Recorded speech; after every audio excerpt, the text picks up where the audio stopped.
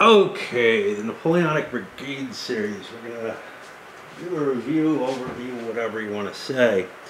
I did an intro to the 3.0 rules and compared some of their differences between them and the earlier editions. I want to go over some of the broad points, but if what you're looking for is a historically accurate system, I have to say that the 3.0 is definitely where you want to go. The original rules, way back in version 1.0, really failed to give much of a Napoleonic flavor to them. They were basically, not entirely, but basically a translation of the Civil War Brigade series into a Napoleonic format. And the biggest difference was, hey, you know, artillery worked more or less the same, but the biggest difference would be the cav was kind of potent, and they added skirmishers. And beyond that, it really was using the same core rules. They began making some differentiation when you got into, and the only game I have of the first edition I don't have a box for. It's the Austerlitz game. I got it really cheap from the gamers because they're like, hey, we have a complete game here without a box. But the 2.0 rules, which went with Aspirin Essling and with now I can't remember. It starts with an M and it's not Montebello. Damn me. Oh, Marengo. In the Italian campaigns. One issue with the whole series across the board is that there just aren't that many games that they put out under it. They picked a damn good one for the first game. They took Austerlitz. I don't know if they ever came up with the regimental Napoleonic series. I know that they were intending to do, I think it was Waterloo with it. If they did, I never picked it up. I'm a big shot there. But yeah, I mean, they put out 3 games in the original series, and then Talavera, many years later, after much refinement. I guess one of the first things is component quality between the two. Kind of interesting. So, you've got this is like classic CWB components. This is the Austerlitz map, right? And just dark colors, layer map.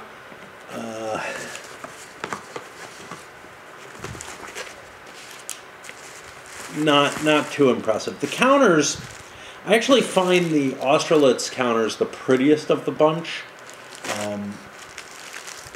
The later counters ended up, basically they used the same format for both in terms of looks. And then if you look at the map, this actually, it is a layer map. But both Marengo and Aspirin Essling don't have a whole hell of a lot of elevation terrain on them. So those two maps end up looking much more mellow. That I kind of showed you it.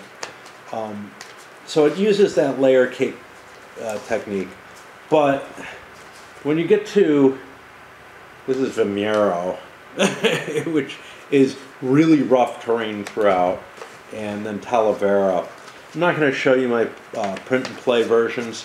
They should look kind of like this, but they come out with darker colors, which makes them even harder, and then I printed them at too small a size. So everything's kind of screwed up about them. I always screw up print and plays. I actually did a pretty good job on that one in terms of assembling the counters. They're in pretty good shape, but so many of my print and plays are just horrible jobs. So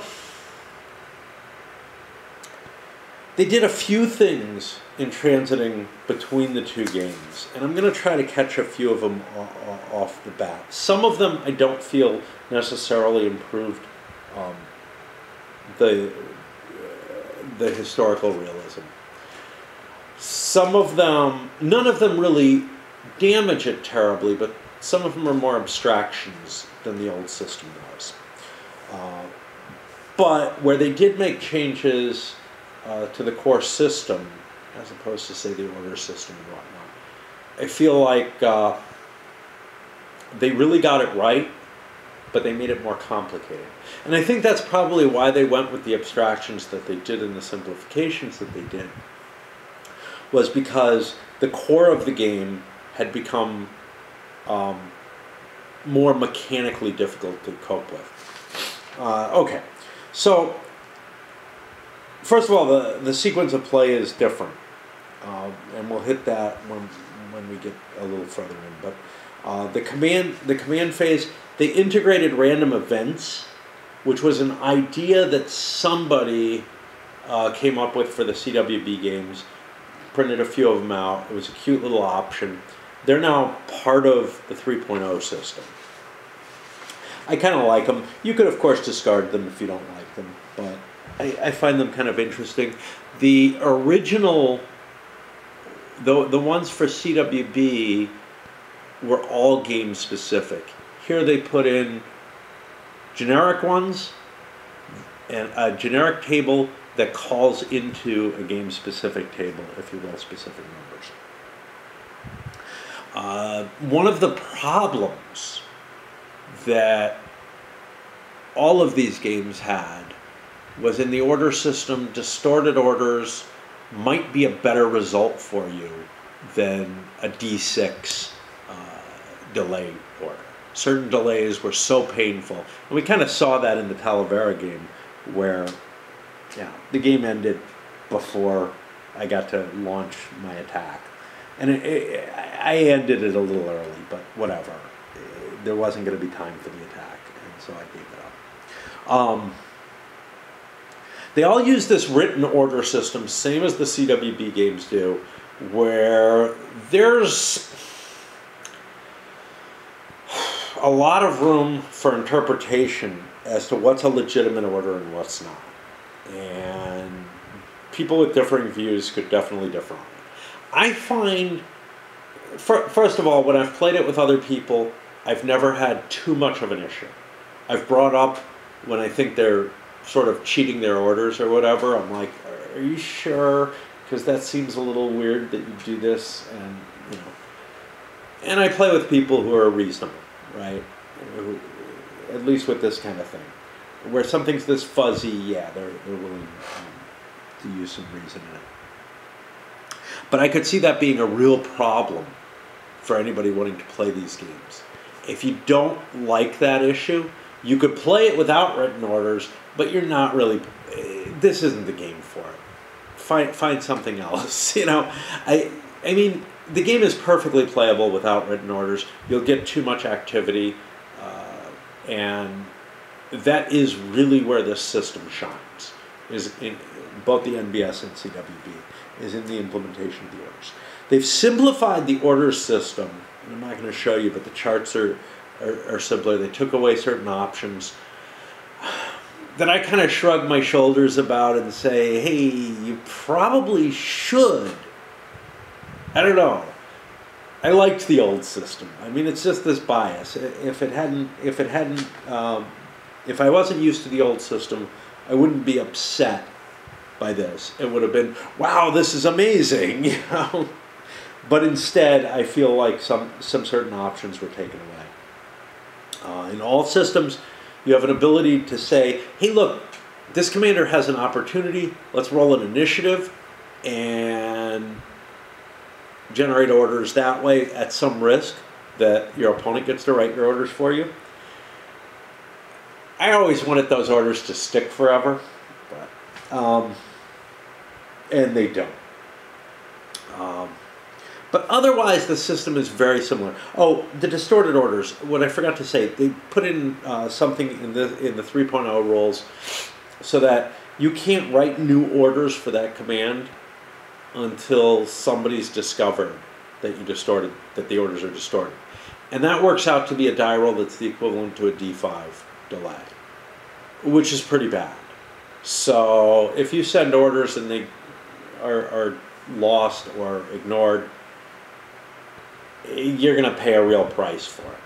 I think some people really didn't like the idea of, oh, but it's a worse result, but it's better for me. I didn't care either way, you know. I kind of found that, like,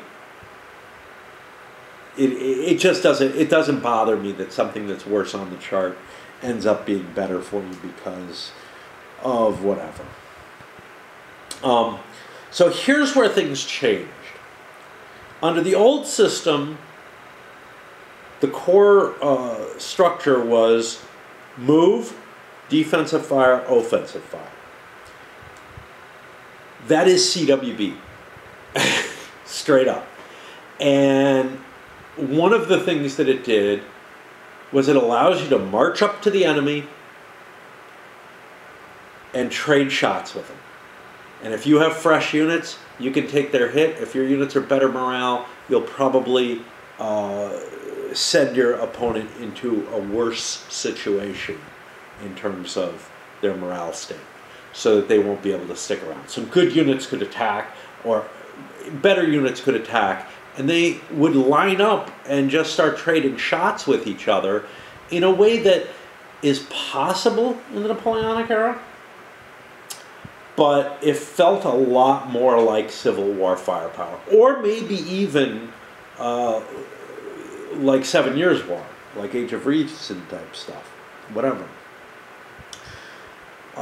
In the 3.0, what you have is a preliminary fire phase where the active player does all their fire, then they move, then the non-phasing player fires. That's the first big difference. And what that meant is, if you're attacking, you march up to the enemy. If you stop before them to trade shots, they get first fire. You don't get any fire on your turn. On their turn, they get first fire. And then, so you suffer 2 rounds of fire. What that means is that firepower, this sort of Age of Rifles firepower, just doesn't work, right? Okay,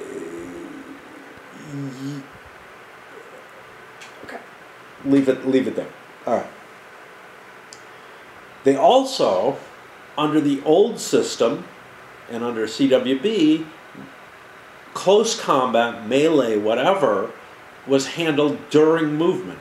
You march into a unit's space, and then basically you both make morale checks and exchange fire. Actually, in the other order, you exchange fire and you make morale checks, and you both fire simultaneously. Although the morale checks are pulsed, so the attacker has to make a check. I wonder how my battery is.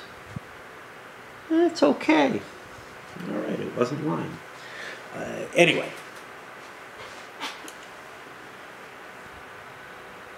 What that actually meant was you could smack into an enemy unit, drive it from your hex, and if you have additional movement points left, say you forced marched or whatever, you're able to launch another attack. And no matter what, after you made your attack, you're in position where you might be exchanging fire. It felt very much too much like a blitzkrieg type operation. Infantry were very, very capable of doing things that you don't feel like they should be able to, and they weren't operating in a Napoleonic fashion at all. I think it's okay in CWB.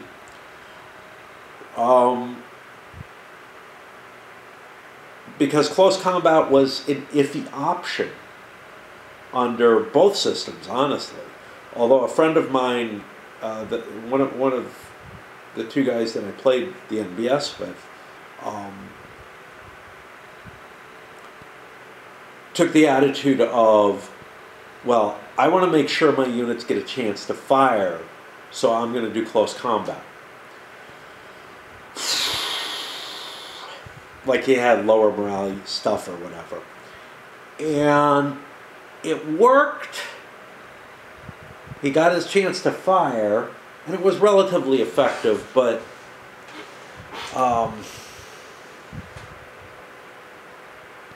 you really get chewed up doing that. You really get chewed up. You probably would have been better off. My feeling is, under both the systems, including the Napoleonic, it was better to stand and volley fire at a distance. Now, the new system does something different. It goes phasing fire, movement phase, non-phasing fire, close combat. And what that means is that, ignore Cav for a moment. Cav works more like it did before, where you actually attack during the movement phase. What all that means is that, yeah, you could move up and suffer a double hit without advancing, without getting into close combat. Or you could get into close combat and exchange fire. Now, there's more. Infantry units in the 3.0 system don't fire. The only way you get any firepower is off your skirmishers, and artillery, of course. But artillery works pretty much the same in both ways, in both systems. Although I do find with this system, because it's not, because of some of the mechanism changes, like being able to close combat, which allows, or being rewarded by close combating, making it the more desirable way to engage. What it makes you able to pull your artillery up while your infantry is screening your path. Unlimber your artillery. Your infantry is in there close combating. They trade. You've pinned them down so that they can't fire. When you move into close combat, the non-phasing player doesn't get a chance to fire. And then, if you're driven back with your artillery. So you sit under your artillery, and now you're sitting there with unlimbered artillery right in the face of your enemy. And that feels very Napoleonic. Okay. So, the final thing in any given turn is the rally phase. That works similarly between the two systems. There's a significant difference, though. In the CWB systems, everything that wasn't routed just kind of organically would recover. If you had a disordered unit, whatever, it becomes shaken. If you have a shaken, it becomes fine. In this system, if you're within the zone of influence, which is basically the front-facing hexes of an enemy unit, you do not recover. And what that means is that skirmisher fire, the only kind of fire that infantry are conducting on each other, basically does morale checks and some morale hits and some stragglers. By the way, one of the things that was simplified, all the morale checks. So the way you used to do combat in the old system was the CWB way. You roll a to hit, a morale check, a possible straggler check, and then there was also this, hey, maybe you took an odd hit. So you ended up rolling, I don't remember what it was. To hit, morale check.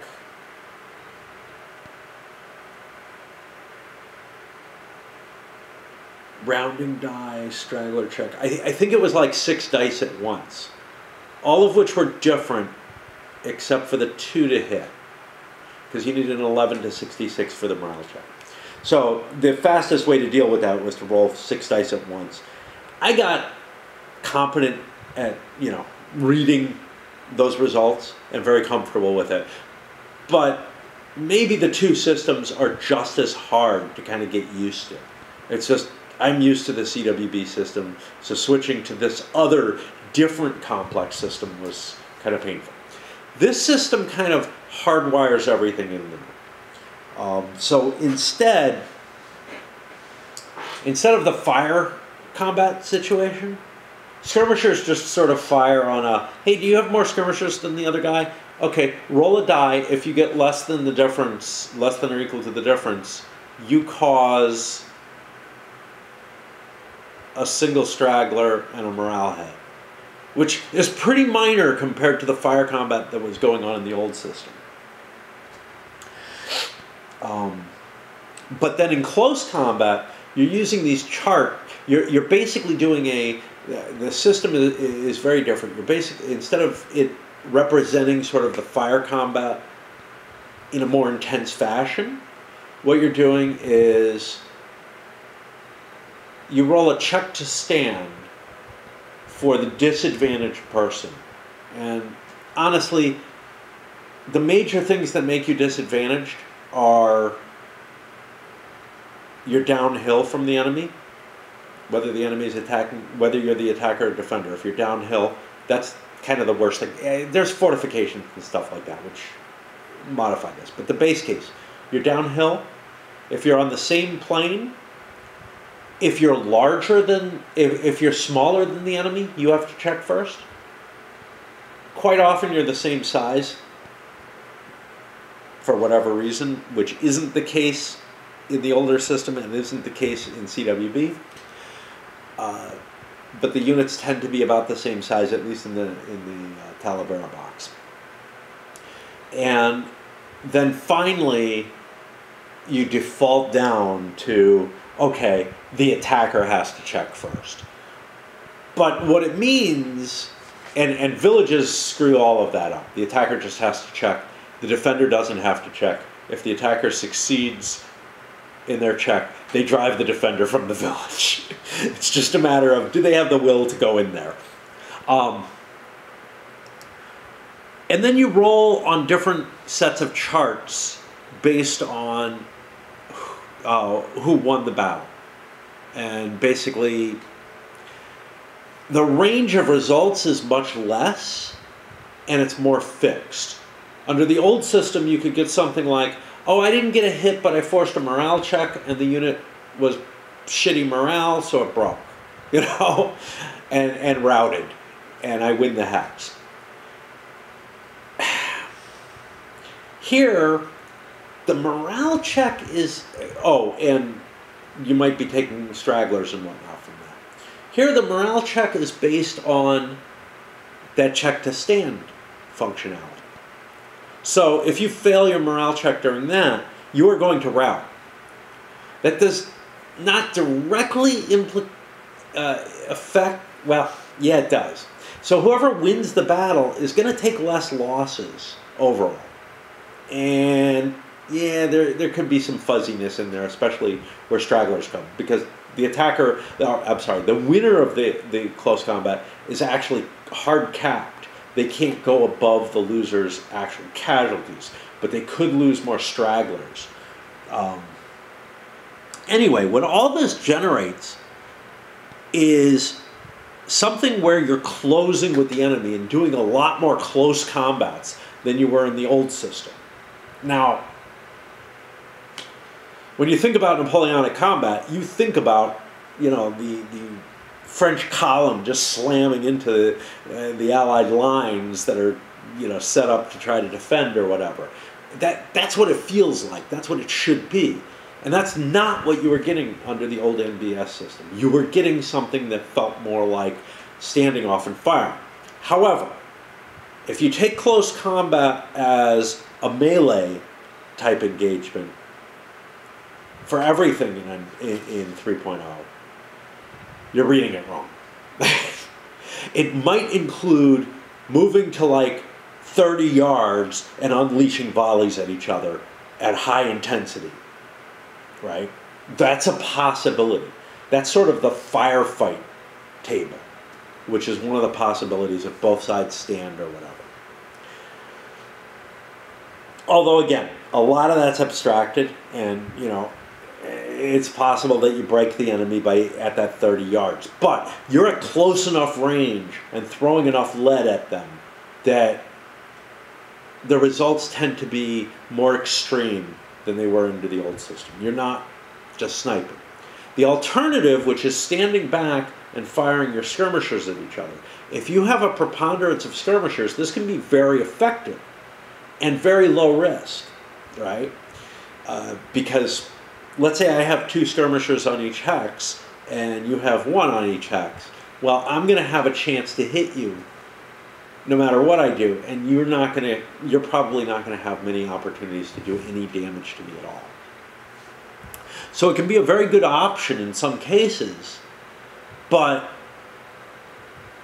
the results tend to be less than the old fire combat system.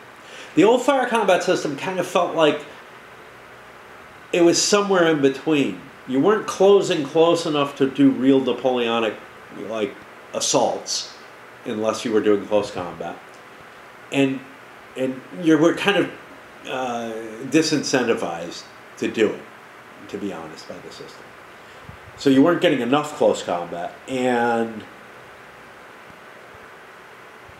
you weren't causing even the kind of casualties that you would expect from where these forces were actually firing their full firepower. So this, I feel, does a really good job of both of those. Now, to the cav. The cav worked exactly like the infantry in the old system. It would charge. If it still had movement points, it would keep charging. Here it's totally different. And I mean, you didn't want to hit squares and whatnot, and I don't remember all the intricacies of the old system. But here, it's very, very pretty. The cav announces a charge against infantry. The infantry automatically gets to go into square, but it has to make a check to stand to see if it sort of maintains whatever formation it's in, square otherwise. So you could say, well, sometimes square fails to actually happen if they fail their check to stand. However you want to look at it, again, there's abstractions in play. But if the infantry doesn't break, the cav is screwed. Whether the infantry is in square or not, the cav is in bad shape under this circumstance. And this makes sense. Even a formed line is not something that a cav charge wanted to handle at this point. So the idea was to basically break the line with the impetus of the charge. And if you're not going to do that, and if it's obvious you're not going to be able to do that, and they've got their bayonets ready and everything, you don't want to hit them. So you get a chance to break off. And if you break off, it's still not good for the cav. In general, the cav takes more problems from that than otherwise, than if they just than you would under the old system or whatever, and certainly way more than if they break. Although they can get hurt even if you break the infantry.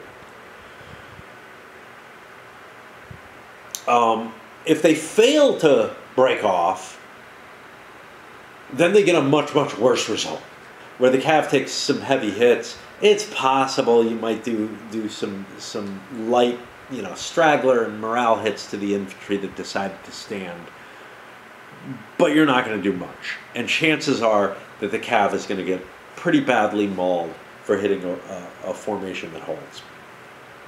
Wow, cav sounds shitty. Yeah, it's kind of like a crapshoot, because if you're attacking good morale stuff, chances are you are going to get hurt. Maybe just a little bit. Like if you have good morale cav, it can probably break off. But that's not. Cav can also demolish a force, though. If the check to stand fails by the infantry, the cav just gets to start chopping it up, and they can do, I think they get 1 round and then 3 additional rounds of combat. If the unit's decimated, or if they choose to let it rout, they can use those additional rounds of combat to slam into another unit that's adjacent and start the whole process over again. That other unit doesn't get an additional chance to form square.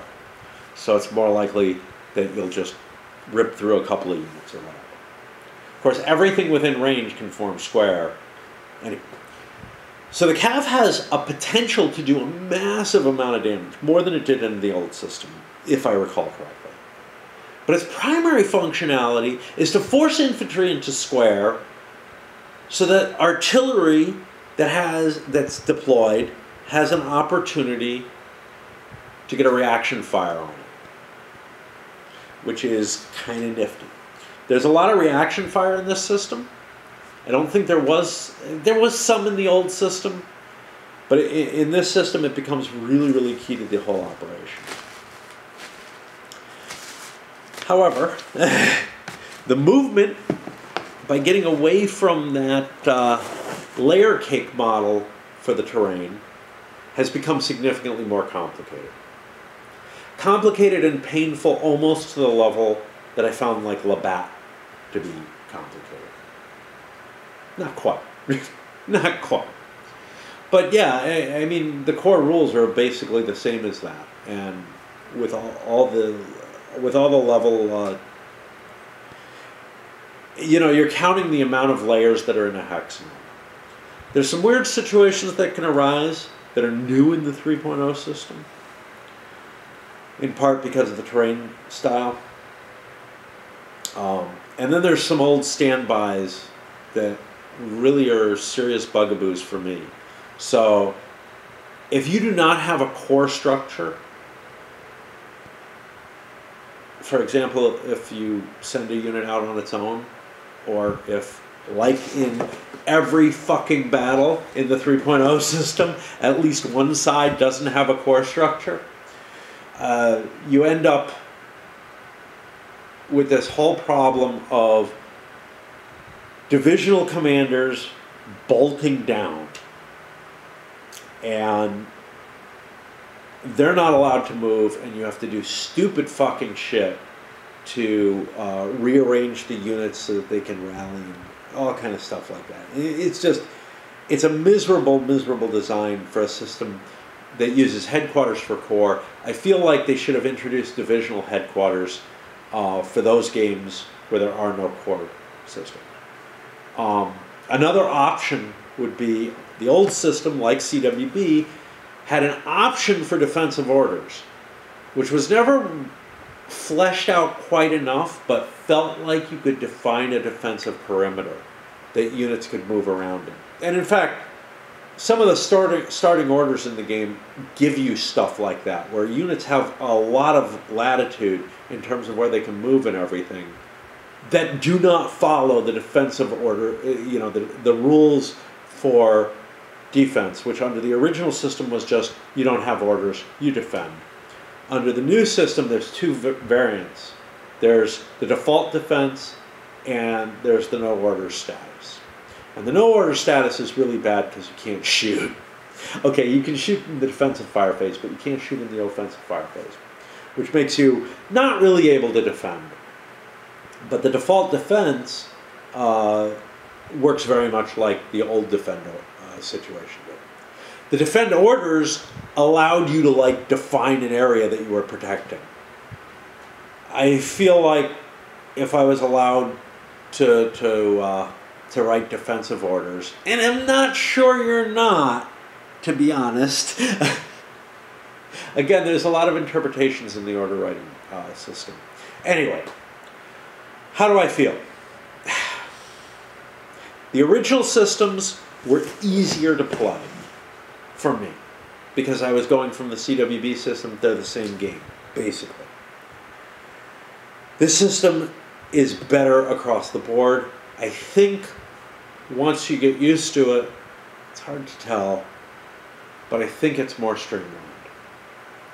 Kind of like Line of Battle is a more streamlined version and may have stolen some things from this. Unfortunately, the entire series is a dead letter. Dean Essick, signed off on doing this. I think he wasn't happy with the results. At the very least, he wasn't happy with the sales results. There's an established sort of Labatt as sort of the monster of the tactical systems game, and this just wasn't able to break in the same level. The brigade level is kind of weird. It works really well for big battles, not so well for some of the smaller battles that they did. Things like Marengo, for example, and everything except Talavera in this box. I'm including the print and plays because they're in the box. But when you're doing something like Austerlitz or Borodino, man, it's a lot more fun, for me at least, to play it at the brigade level. That lets me see the kinds of developments that I want to see with the kind of detail that I'm okay with. It doesn't have to be that much more detailed. But if you're getting into smaller battles, I feel like regimental level makes more sense. And that goes true with the CWB system as well. There's 4 or 5 really big battles that it covers, and then a handful of smaller battles that just don't feel as exciting to me. But they probably would at regimental level. Like, I'm just thinking, I enjoy the GBA CW, the original SPI ones, for those smaller battles. All right, how do I want to rank these? Well, I had the most fun with Austerlitz. There's no question of that. It's just the most interesting of the battles, and it's got a scope that's big enough that it shines the best for me. After that, it got hard. Until this came out, Aspern Essling is kind of big, but there were so many little fiddly things about the river crossing and everything, and it just didn't feel like it developed all that well. So I think I liked Marengo a little better than that. I think Talavera's on the same level as Marengo, although it's a bigger battle. The iffy thing about Talavera is the shitty commander, having Joseph Bonaparte in command on an offensive situation, there's a chance nothing may happen. And, that kind of is a bummer, right? But yeah, I think the best of them overall is the Austerlitz. I don't know if you can still find it. I feel incredibly lucky to have gotten the version that I got, which came in a Ziploc bag. To me, this series is the best Napoleonic tactical out there. I haven't played everything, obviously. But I've played a fair number of different Napoleonic tacticals, and one side of it is sort of the Napoleon's Last Battles, the whole Zucker catalog that's built off of Napoleon at Waterloo, and I mean, it's got its charm. I've learned that over the years. But first of all, it's not very Napoleonic. And don't talk to me about that. Talk to Marcus Stumpeter over on Board Game Geek. He'll give you all the reasons. I agree in as far as I can. But the other is, it's using a simple CRT, and it just feels like you could be playing World War II. It does not. And you end up with this encirclement and destruction, which might work okay for a Lao, but it really doesn't make any sense in most of these battles, in most of the battles at the tactical level. It's just not the way Napoleonic battles happened, right? So you're getting this really weird abstraction that's like showing you something that's not true. Sure, it could happen. If you did encircle the enemy, you'd destroy them, but it's just not how the battles developed. So it's a horrible thing to base your whole system. At the other end of the spectrum is the Labatt system, which is, to me, all about maneuvers, counting the movement points, just a whole bunch of minutia that I'm not that into. Add to that counters that I don't find help you play the game, and that are meant, they show you the front of the uniform, and that's it on the front side of the counter, and the back side is plain. It's like a white counter with the values on it. Just a really horrible design choice. Feels like a minis game to me, and that's really what it is. It's an attempt to put minis on a map. And, at the time it came out, that's great. Although I think that other games did it better, because they took into it. So if you look at like Terrible Swift Sword, it took into account that I'm playing a board game with hexes to regulate movement. Let's not make the movement too painful. Let's let the hexes make it easy. Problem with this is, like with Labatt, it goes a little bit in that direction. And I'm really just not into all the fiddliness about getting all the maneuvers so careful and everything. I also found the combat system, the command rules, everything like that in Labatt is just not optimal, right? The command system, again, the combat system was fiddly. The command system was almost non-existent and laughable. Other things, like I played Berg's chit pull stuff from Napoleonic. At least it has fire combat. You know, it's not the Zucker series of abstraction, but it just doesn't feel right to me. It feels way too high a level. It's brigade level, but not at the same. The Viva la Emperor series comes close. It gives you sort of a gaming kit, and I'm basically going, I gotta swap. Basically giving you the whole, hey, which Napoleonic tactical system should you play? But the reason is I have to defend that this is the best. Viva la Emperor is very similar to the original version of this, to the 2.0 rules. A little bit more abstracted, a little bit higher level. There's some stuff that you just can't believe that happens in the deck. Like, it really doesn't seem right. And the game is also something of a build your own, version of the game kit.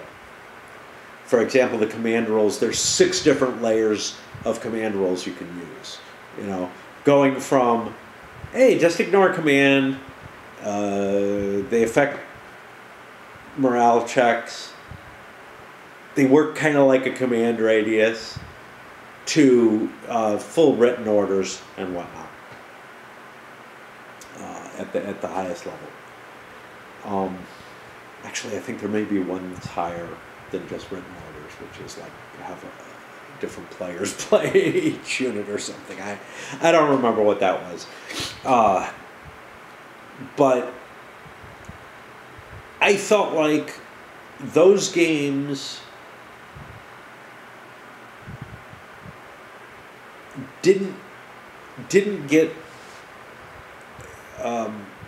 the Napoleonic battlefield right, and were in fact a little worse than the NBS 1 and 2 versions, maybe significantly worse in terms of getting the battlefield right. What they did give you was a nice big picture view, a better view than I think that the Berg games give at that brigade level. And the biggest charm of all about them is that not the original AWE ones, and not the current Compass ones, but the ones that Grognard Games put out. They put out Leipzig, and they put out the entire, the 4 battles culminating in Waterloo. Those 4 battles all linked together in one thing. Napoleon's Last Battles does the same thing, at about the same scale, I think. Feels way more abstract because it doesn't have fire, But yeah,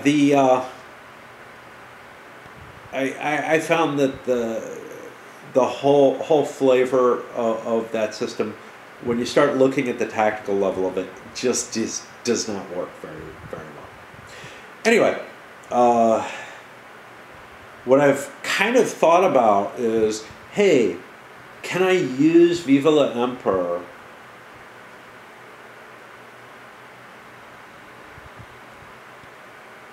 with these rules?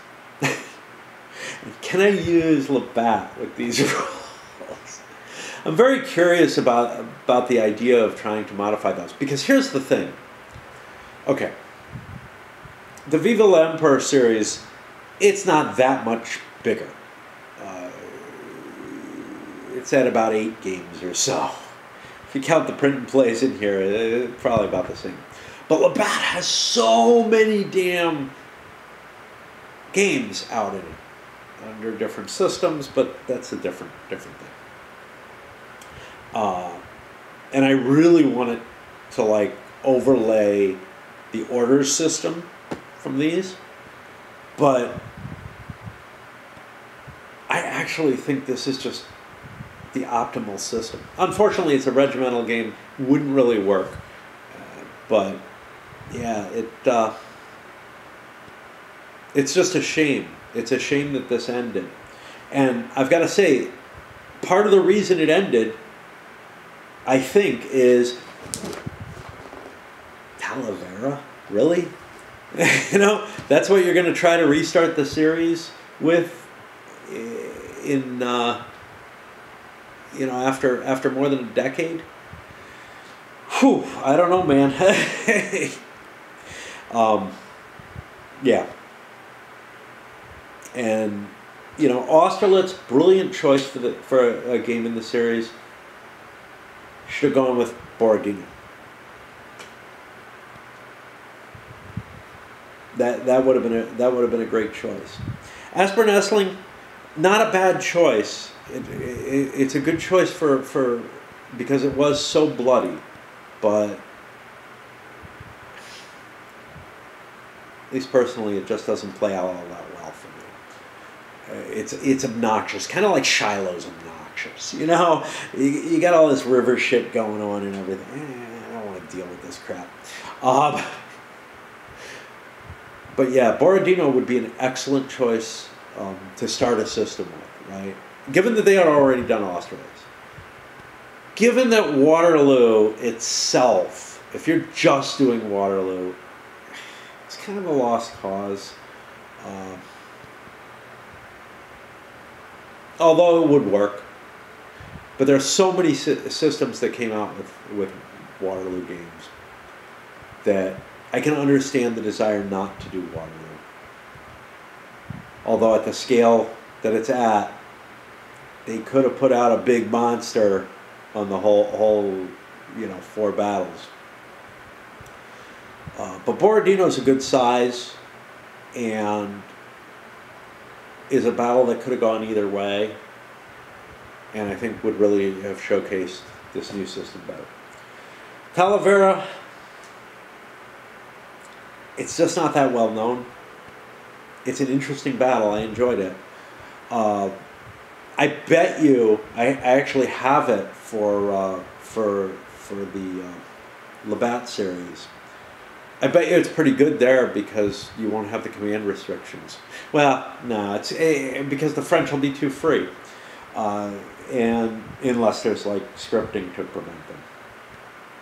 And then the other games that came out with it, Vimiero came with the box, and then it came with Montebello and Espinita, something like that. And all 3 of them are too terrain heavy, too small. They don't please me in the same way. Anyway, that's my thinking. I've taken my time up on it. My next up is intended to be Almoravid.